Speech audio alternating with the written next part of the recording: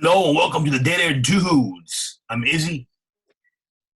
I'm Raka, and you are Deader Dudes Nation. Thank you for joining us today as we hit you with something that's trending. It's kicking ass. Marvel is doing their thing again. There's no dead there with them. They're keeping it going, and we are talking about Loki. Yeah, we're talking about Loki from currently being shown on Disney Plus. So all you Disney Plus subscribers and Marvel heads, if you're not watching this, you're doing yourself a huge, enormous disservice, and you need to start watching it after you watch our episode. That being said, we're going to have extensive spoilers, and so just get pull up a seat and get a frosty beverage, and let's get on with it. Created by Michael Waldron, obviously starring Tom Hiddleston, Owen Wilson, Gugu Mbatha Raw, and we're not gonna go into more spoilers of who else appears in the series in case you have not watched it.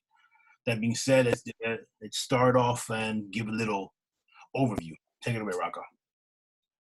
All right, so there is a organization that controls the timeline of everything in the universe, apparently. Created by 3 magical lizards, supposedly. Yes, the Time Variance Authority. And this TVA have now arrested Loki, or a version of Loki, because of his violation of altering time, altering events and how they play out. So apparently it's a no, you can't do that.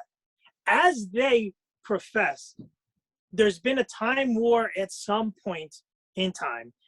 It screwed up reality, caused a chaos, and almost obliterated everything that we know it. So the Time Variance Authority was instilled to secure the integrity of what is supposed to be as far as events as they unfold. Right. Loki's been arrested. Now, there is another version of Loki running around called a variance, which is a variance is any version of you, I guess. It gets a little convoluted. Let's here's where spoilers, obviously, for everyone has seen Endgame. The current Loki, the Loki that we all know and love, died. Thanos killed Loki. Now, the Loki, when the Avengers went back in time, and that Loki was escaping, saw the Tesseract, and walked away, that is the current Loki, the variant that they're talking about. Okay? Now, it is not our Loki, but it is the only Loki we have. So it kind of is, but it really isn't. It's like a secondary Loki. As we're told. Yes. Now, by doing what he did, by taking the Tesseract and disappearing, he was supposed to get caught, and eventually we all know what happens, and within time get killed by Thanos. But by leaving and disappearing, taking the Tesseract, that called a nexus event? A nexus event. Yes. And a nexus event disturbs the timeline. Exactly. So, like you said, the TVA has to go back, and they have these, I guess, foot soldiers, or, and they go back and they reset the timeline when, they figure out what they eliminate the variant or whatever else. And yeah. So Loki ends up meeting a version of himself named Sylvie, who is a female. Yeah, played by Sophia DiMartino. And Sylvie's history is she, quote unquote, violated the timeline herself as a child, was taken from her home in Asgard, and has been on the run ever since a child. She hides in pockets of time before an apocalypse event occurs, because apparently you can do whatever you want to anyone you want before a set apocalyptic event happens, and it doesn't change anything. Everything gets reduced to rubble anyway. Exactly. So they can't find her, quote unquote. Okay, now that we got you all screwed up, this version of Loki, Tom Hiddleston, and Sylvie have met because our Loki has been basically blackmailed from either existence or being pruned, obliterated, to go capture Sylvie Loki because she's killing TVA agents. Yeah, and she is basically trying to destroy the timeline, at least in their mind, when she's just trying to, well, you'll see. You know, it's not as sinister as it all seems. You know, well, now that that plot line has been put out there, I don't think too much more needs to be elaborated. You really need to watch how things unfold. Let me just get into this. So far, to me, has been the best of the Marvel miniseries that has been put out there. And now we have seen Scarlet Vision. We have seen Winter Soldier and the new Captain America. And now with this to me is more true to a comic book type of atmosphere. Right. And I get the Winter Soldier and I get that as far as a continuation, but this really gets your imagination going. This really has that not just supernatural thing, but it has another dimension of layers of time, destiny, free will, and character, a real character development. Oh yeah, diving into Loki. You think Loki's an offshoot, just a random character, but Loki was the reason that the Avengers were formed. Yep. You know, so he's a pivotal person. He's not just, oh, brother of Thor, oh, god of mischief. And the way they've gone about this, I think, with very witty writing, good acting, special effects, and whatnot, I think it really, really has a stamp of a Marvel. I don't know how it's called, saga, mini saga. It really gets it going. I don't want to take away from the other two series we already watched, but those seem to be continuations. This feels so brand new. No, this is, yeah, I have to agree with you there.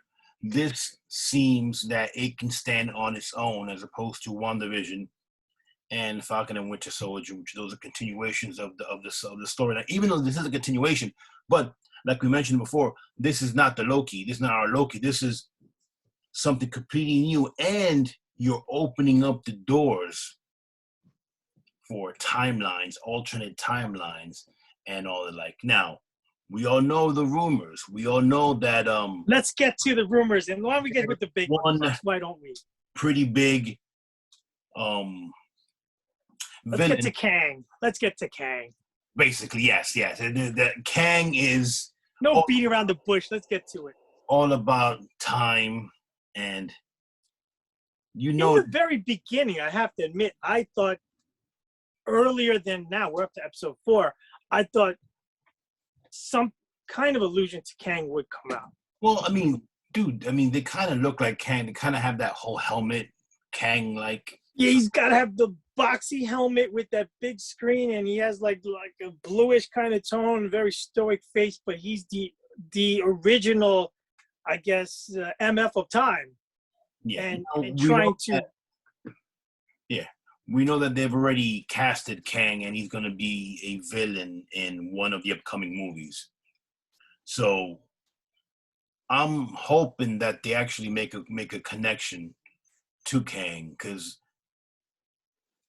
not to get too spoilery, but stuff happened, especially in this that I think it's the mid-season finale, that you're like, oh shoot, now it kind of, who is really behind it all, who is really behind the TVA, and what is the TVA going on, and what is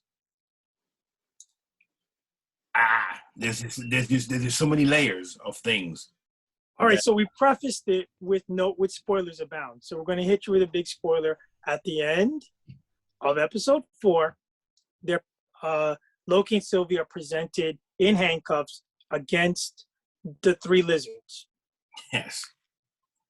And they free themselves. They fight the guards with the help of somebody else who, again, spoilers abound, reveals and has been revealed that everyone is a variant. Nobody was created by the TVA. Nobody just exists in the TVA. The TVA itself is a bunch of bullshit. They hack one of the lizard's head and they find out it's a robot. Yeah. It's some kind of amateur, some kind of, this is a Wild Willie's place. I mean, exactly. They look behind the curtain, and someone is pulling the strings. a la Wizard of Oz of the TVA. Which now that comes to our guess that it's got to be Kang, or some sort of variation of that. Has to be going on. All right. If you stay with the credits and you make your way to the middle of the credits, not too long, we're not giving a minute or so. It's what they call a mid-credit scene. Which is fantastic. I think it's brilliant all around. You stay to the mid. Loki was pruned, which is zapped by this cattle prod type of thing. Yeah, and you think he's dead. Yeah, you disintegrate you cease to exist. So he thinks that he's in heaven or hell or wherever, and it seems like he's in a post-apocalyptic type, thing going on. And who greets him? Yeah, it's like different versions of Loki, but you have now. I admit I'm not the most well versed in the Thor comics. I know some, but not everything. But I would bet dollars to donuts that these characters have shown up in the comics, one way or the other. Because I have seen the kid. It's like a young version of Loki, a kid version. Then you have an older version of Loki with, I think he had only one arm, right? Yes, and then there's the lizard Loki and another Loki. Apparently, all four Lokis have been some kind of version in some kind of comic book issue of Loki. So, I mean, I guess except Sylvie, which is created for this. No. Oh, so Sylvie was kick some knowledge created back when in a series called, it was the young Dark Avengers or something along those lines. So the character of Sylvie for the comic is I'm not gonna say daughter of Loki, or it could be something along those lines. Obviously, I don't think it's the same character, because this Sylvie is actually an alternate version of Loki himself, and we all know that in the comics, Loki has changed genders more than once, and we also know that Loki, he's bi, and also Loki also fucked the horse back when. But we're not gonna get into that right now. So Loki swings both ways. Now the thing with Loki, which I find as underlining humor, I don't know if everybody caught on to it. He's falling for Sylvie. Yeah, which is really falling for himself, and in the highest form of narcissism. Why not create yourself and screw yourself? It just blows your mind. Mobius, Owen Wilson's character, said it perfectly. He said, "Oh, what's the word? How he say it? Something on the line like he said, the most narcissistic thing you could do is that he's falling in love with himself. He can't with himself, but it's like, really, he can't love anybody else but himself, which is so twisted. I mean." Speaking of Owen Wilson, he's been great so far as Mobius. He brings that little charm that he has, and he plays the role of like a bureaucratic detective. Maybe the best I can put it is a tax auditor with a very dry sense of humor. Yeah, pretty much. And again, well done with writing and with performance. Higgleson's amazing. Sylvie's amazing. How they really they really sucker you into the characters and what's going on, because you have to lend yourself to a whole different experience when you're dealing with time. And they're keeping in character, which is fantastic. He's not one to be trusted, no matter who. And now back to the spoilers. Yes. We have now Loki not dead. Somebody must have assisted him to magically escape death again and appear with other Lokis. Why are all those Lokis together in one apocalyptic event? And we have Sylvie holding one of the guards hostage to tell me everything. What is the truth? Given all that, we've already mentioned Kang. Who else do you suspect could be the true mastermind behind the TVA? You know what? I would have to sit back and think about that. There's a lot of villains. There's a lot of, obviously it cannot be a Thanos. And it would suck if it would be Thanos, because it's just too much of a Thanos. It's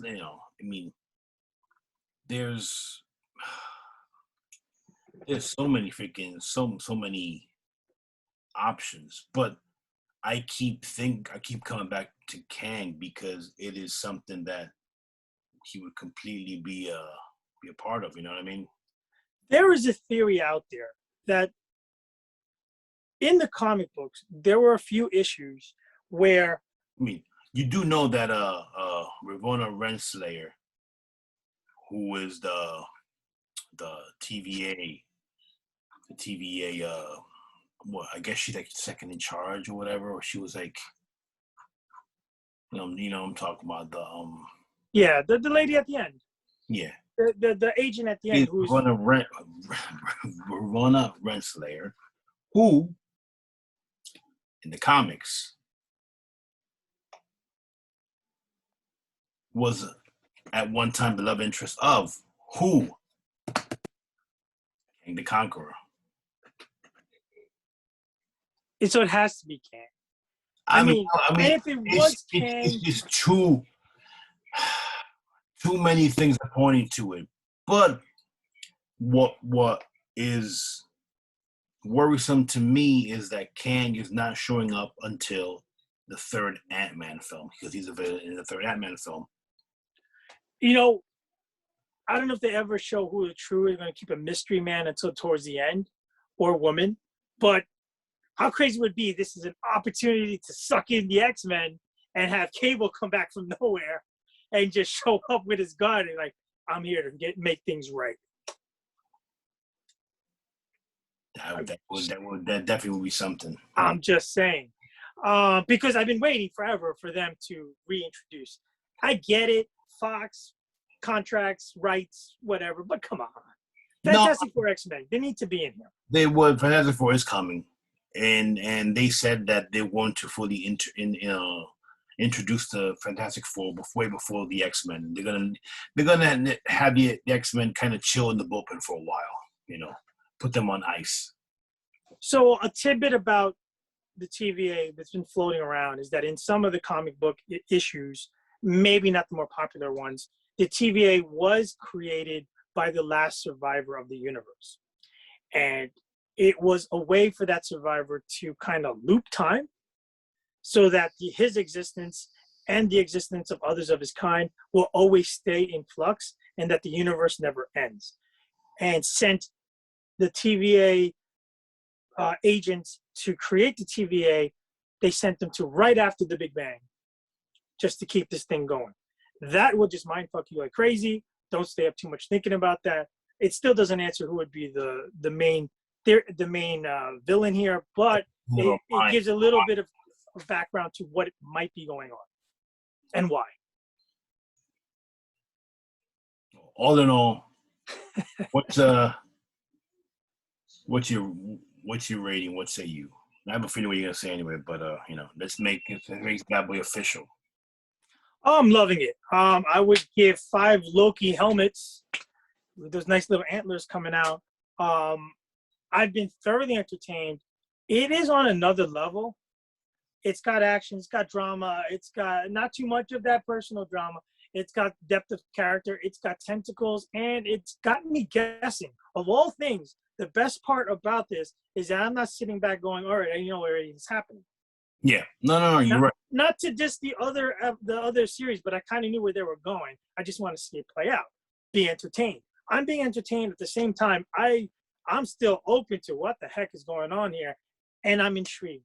Yeah. I want to know. It's a story that we don't know. It's something that it's albeit, it's as original as it can be within the scope of the framework of the MCU, And of the three so far, it's been also funny.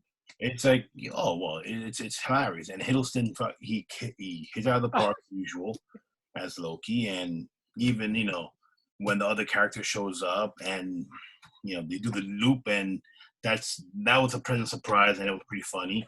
And his bromance with Owen Wilson is pretty good. Even him and Sylvie they have great chemistry. Have pretty good chemistry, and it all works. I mean, there is nothing about the show that I don't like, except for the fact I wish it was longer. But besides that, I'm good with it. And there's rumors that Clark Gregg, who played the freaking on Agents of Shield, that he let it slip that there may be a second season for Loki.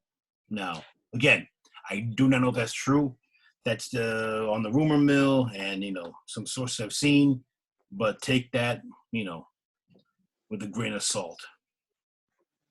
No, so far, great show. If you're not watching it, why not? You're missing out on something great. It's on Disney. Disney and Marvel in conjunction they're keeping us entertained. It really hasn't stopped. They have more on tap. I know. Let's see, Black Widow's coming out. There's a few other things. Black Widow next week. So actually, a week and a half, whatever, give or take. Can't wait to watch that.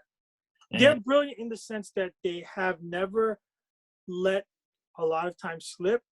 They're still noticed. They're still pertinent. They're still out there. There isn't a chance for something like DC or anything else to really breathe. There's a few things that are worth watching. Again, Boys 3. The Boys will be coming out, I think, towards the end of the year. If you haven't watched,